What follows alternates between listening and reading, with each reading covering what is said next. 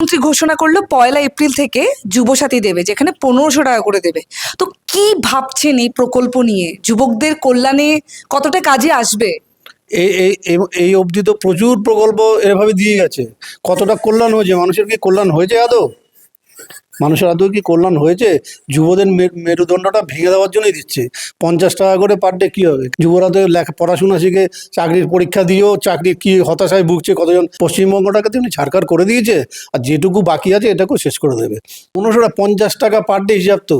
1500 টাকা per day 50 টাকা তো 50 টাকা পার ডে কী হয়? 1 কেজি টমেটো কত? 1 কেজি পেঁয়াজ কত?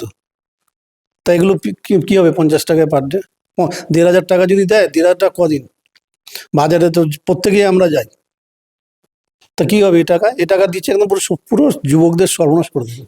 সর্বনাশ করার জন্যই এই ব্যবস্থাটা করেছে। কারণ সামনে ইলেকশন, যুবকদেরকে দিয়ে ভোটের সময় কিছু যুবকদের টেনে নাও কাছে, টেনে নিয়ে লড়াই করো, ধুমধারাক্কা যা চলে ইলেকশনের সময়, তাই করার জন্য এই টাকা দিচ্ছে, আর কিছু না।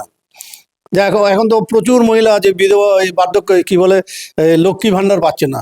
মিডিয়াতে দেখাচ্ছে আমাদের লক্ষ্মী ভাণ্ডার দিচ্ছে না। প্রচুর মহিলা পাচ্ছেন না। এক একজনের 6 মাস বাকি, 10 মাস বাকি। ওই ইলেকশন যাবে আবার যুব যে প্রকল্প, এটাও বন্ধ হয়ে যাবে।